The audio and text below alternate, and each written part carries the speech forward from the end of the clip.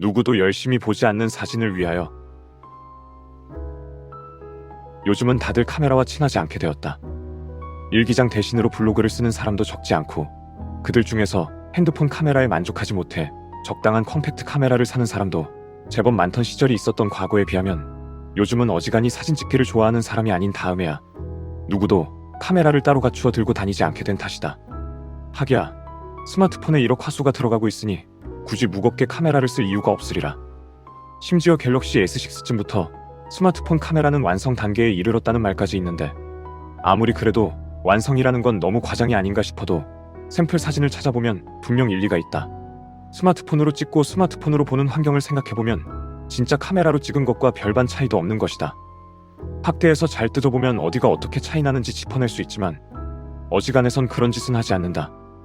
요컨대 스마트폰의 성숙기에 접어들면서 카메라는 어쨌거나 집에 한 대는 있는 일상용품에서 취미인의 취미용품 혹은 전문가의 전문기기가 되었다는 소리다.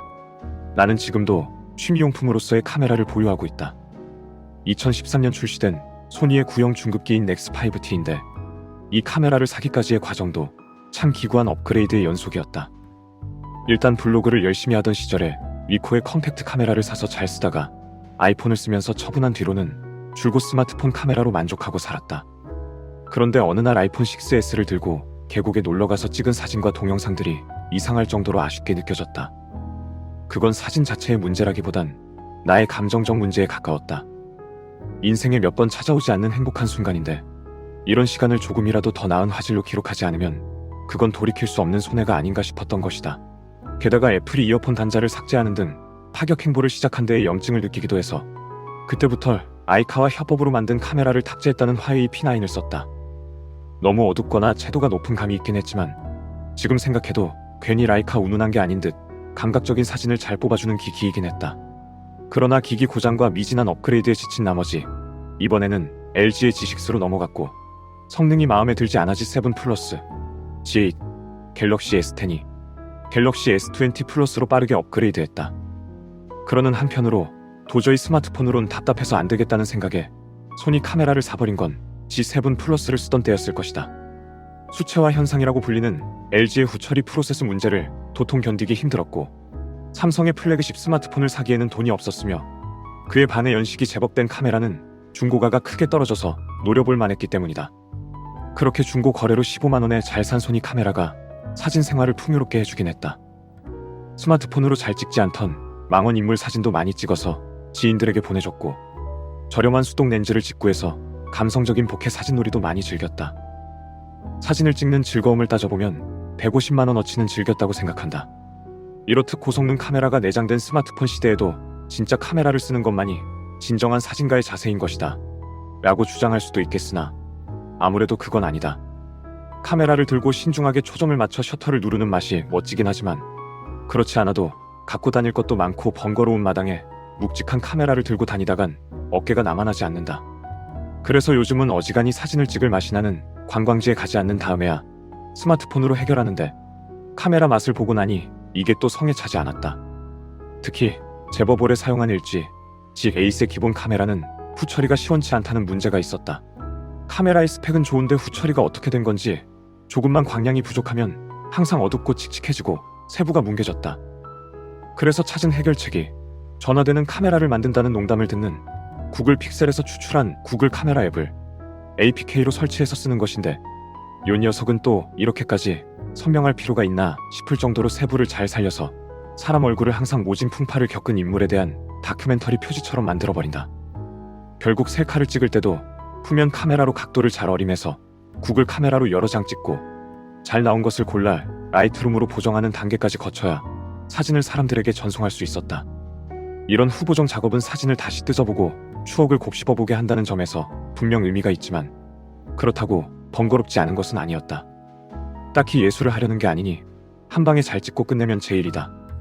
그래서 카메라가 더 좋은 스마트폰을 쓰고 싶다고 생각하던 차에 형이 안 쓰는 아이폰 11 프로를 쓰라고 빌려줘서 옳았구나 카메라를 비교해보게 되었다. 결론부터 말하자면 아이폰 사진이 잘 나오긴 했다. 아이폰 11과 G8은 카메라 스펙이 유사해서 엄청난 차이가 나진 않지만 확실히 아이폰 사진이 더 부드럽고 따뜻하고 과장이 덜한 느낌이었다. 대체로 호감을 가질 만한 톤이다. 뭐가 인간적인지는 모르겠으나 인간적이라는 말이 어울리는 사진이다. 괜히 세계에서 가장 사랑받는 카메라가 아이폰 카메라라는 말이 있는 게 아니구나 싶었다. 그리하여 약간 더 마음이 가는 사진을 쉽게 얻을 수 있다는 이유에서 아이폰을 사진용으로 따로 갖고 다니기도 했는데 하루에 사진 4-5장 찍자고 그 무거운 쇳덩이를 갖고 다닌다는 게 상당히 부담스럽고 불합리한 느낌이 들었다. 그렇지 않아도 항상 어깨 통증을 걱정하고 사는 처지인데 어지간하면 신체의 안녕을 추구하여 가볍게 다니고 사진은 후보 정하는 게 좋지 않을까? 게다가 그 즈음에서 사진에 대한 나의 관점에 아주 큰 충격을 준 사건이 있었다.